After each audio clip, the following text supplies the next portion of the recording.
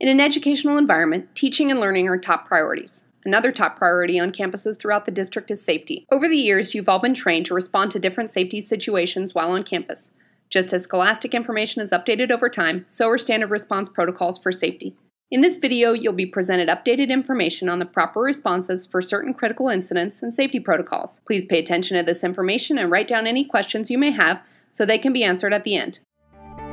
The Schertz Police Department, in conjunction with the Schertz-Cibolo-Universal City ISD and the I Love You Guys Foundation, would like to introduce the Standard Response Protocol for students and teachers.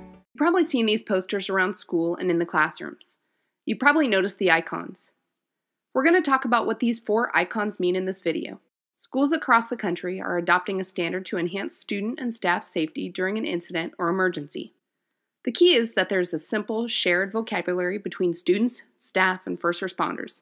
And when used, everyone involved shares the same expectations. Who are we sharing this vocabulary with? We start with the first responders.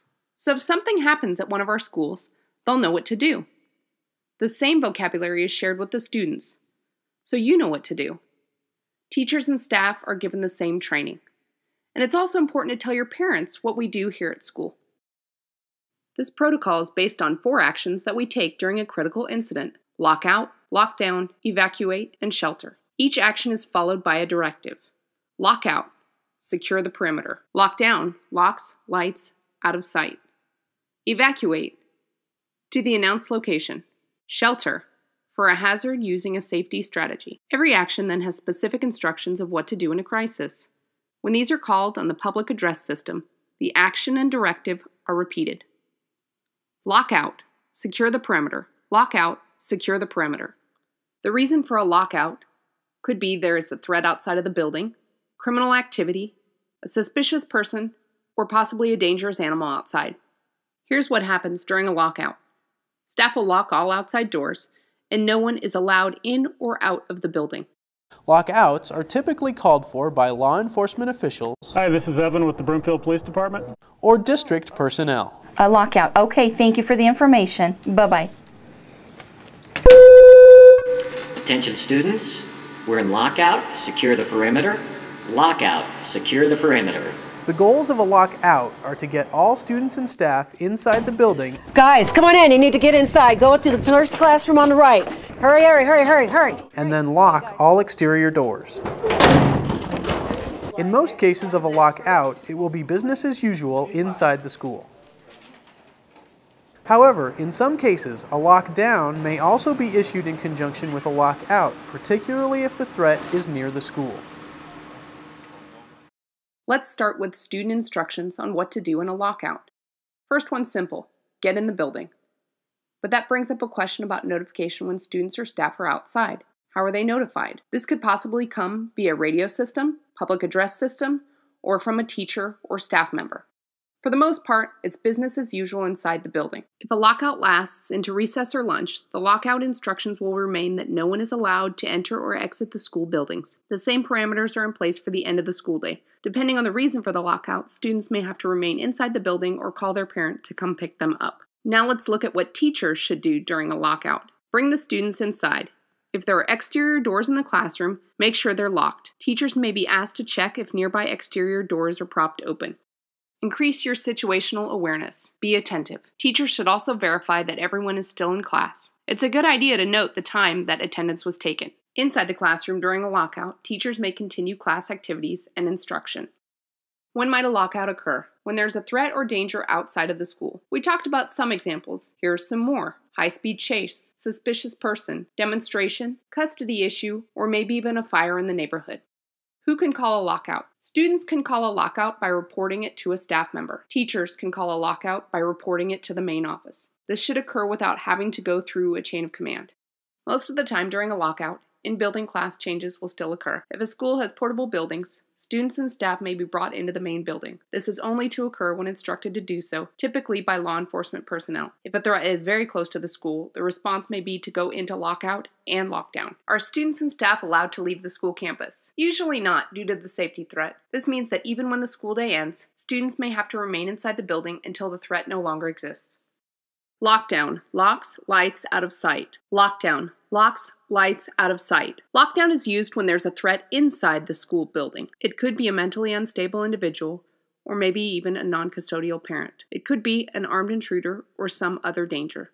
If you are in a classroom when a lockdown is called, the main thing to remember is locks, lights, out of sight. As students gather in a safe area of the room, lock the door and turn off all lights. Have everyone in the room move to a location that is out of sight. Pick an area of the room that can't be seen from interior windows. An actual lockdown may not be resolved for several hours. Here's how you should wait. Stay in the safe location. Don't move around the room. Remain silent.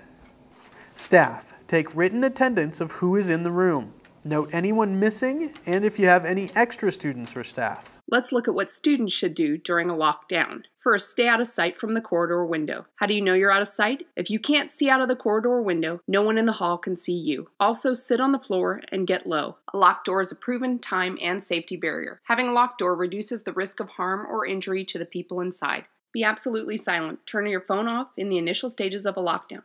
If there is an actual lockdown, you'll get a chance to text your parents later on. Do not open the door for anyone. Administrators or law enforcement will unlock the door and release the room. Let's look at what teachers should do in a lockdown. When you hear lockdown, locks, lights, out of sight, depending on what you see and hear, you might want to visually sweep the hallways for students. If the threat is close to your classroom, focus on getting the door locked and closed as quickly as possible. A locked classroom door is a proven lifesaver.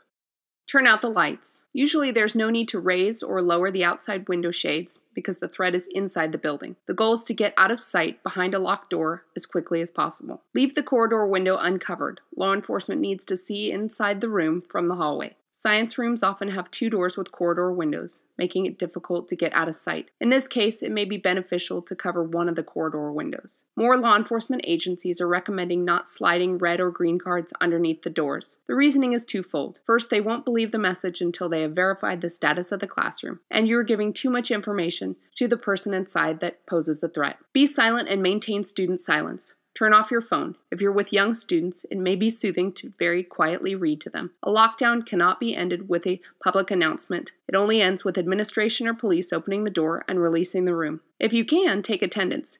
Note if you have missing students or extra students swept in from the hall. Note the time. You probably won't need to do anything with the roster at this point, but we're creating a chain of custody, and this will be useful over the life cycle of the event. If a fire alarm sounds, do not leave your safe location unless you are certain that a fire is threatening your room. If you are forced to evacuate due to a fire, keep in mind that the hall may not be your best escape route. The difference between a lockout and a lockdown. A lockout is when the threat is outside of the building. A lockdown is when there is a threat inside the building. After securing the perimeter, lockout is business as usual. That means classroom instruction and activities can continue. Lockdown is locks, lights, and out of sight. What if you're outside? If you're outside and a lockdown is called, do not go back into the building. Rather, go to a safe location. What if there's no teacher? Getting behind a locked door is possible. If not, close the door and hide. You may try to evacuate if the threat is not in your immediate vicinity. What if you're in the hallway? Teachers check the halls quickly before they lock and turn the lights out. Get to a classroom, any classroom, as quickly as you can and lock down. If the classroom's already locked, then find a place to hide. Do not go from classroom to classroom. Evacuating may be another option. What if the fire alarm sounds? Stay in the classroom until you see a fire or if smoke is filling your classroom. If you must evacuate due to a fire or smoke, the hallway may not be your best option. Consider using an alternate door, window, or any other exterior exit. Can we text our parents? If the time immediately after a lockdown is called, remain silent and silence your phone. As the event evolves, you'll be given an opportunity to text your parents. Evacuate is how to move students in an orderly fashion from point A to point B. A fire drill is really evacuate out of the building. With the standard response protocol, evacuate is always followed by a location. For instance, evacuate to the gym, evacuate to the gym. Here's what students should do. Leave your personal belongings and backpacks behind. Be sure to listen for any new directions. Teachers, there may be cases where you lead students, or there may be cases where you follow the students out. In a police-led evacuation, you'll probably be the ones to lead the students. Once you reach the designated evacuation site, teachers will be taking attendance and note the time. During an active violence event, another option is to self-evacuate. During the initial moments of a school violence situation, the official call for a lockdown may not have occurred or not have been heard by everyone. You need to assess your personal safety. Consider your best option. This may include staying in a classroom behind a locked door, hiding, or evacuating. Self-evacuation, which means exiting the school and leaving the campus, is an option. If you're in a hallway, common area, or near an exterior door, self-evacuation may be your best choice. Once you've arrived at a safe location, you should immediately check in with your parents and the school district to let them know you're safe.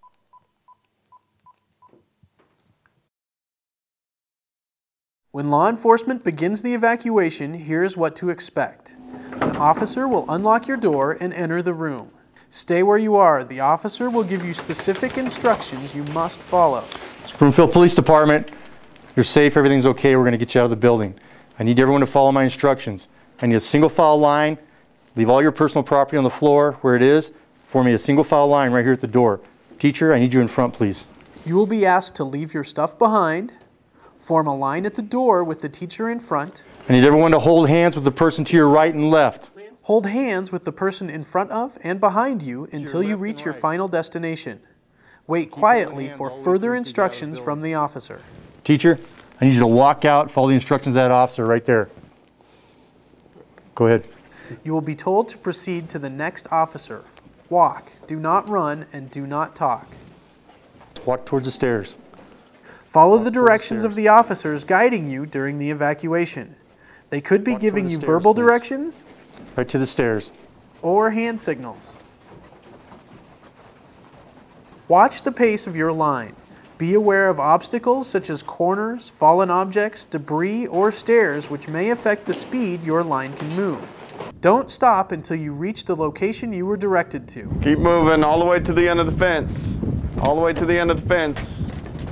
Keep moving. Verify attendance and wait for further instructions. Connor. Here. Andrew. Here. It's important to keep your hands visible to the officers. Most likely, you will be asked to leave your personal belongings behind. If your phone is in your pocket, bring it. If it's in your purse or backpack, you may not be given the opportunity to grab it. Don't be surprised if the officers are loud and demanding. They don't know the extent of the incident yet. They will give direct instructions that you should follow. Again, be sure to keep your hands visible. All of that goes for teachers as well. There may be circumstances where you can't bring your purse, briefcase, or backpack. Try to bring your keys and wallet. Also grab the attendance sheet and the red card, green card, along with your phone.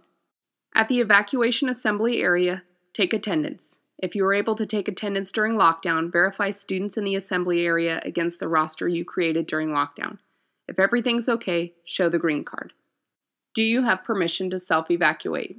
Yes, but pay attention to the situation. Do you know where the threat is? Can you see the exit? Is it away from the threat, noise, or commotion? Remember though, a locked door is a proven time barrier. Staff, same answer, but don't leave your students.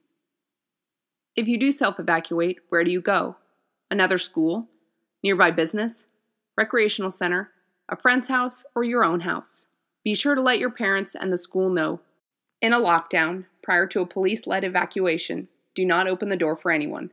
Police or administration will unlock the door. What can you take with you? It's unlikely that you can bring your backpack or personal belongings. You may not even have access to get into them once police enter the room. But if you can, bring your phone, wallet, and keys. Why do we keep our hands visible? Law enforcement officers are trained that hands can hold dangerous things. They will want to see your hands.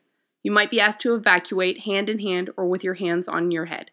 What will police do? In some cases, during the evacuation assembly, officers will want to verify that students aren't at further risk. They may search students and staff for other dangerous items. Some of you may have heard the term shelter in place. Unfortunately, there are many different things that shelter in place could mean. With the standard response protocol, we shortcut it to state the hazard and the safety strategy. So what's a hazard? Something dangerous. It could be environmental, like a tornado or earthquake. It might be something like a chemical spill nearby. Your safety strategy is what you do in response to the hazard. It might be announced over the public address system, the hazard and the safety strategy, or it could be shelter for the stated hazard using the stated safety strategy.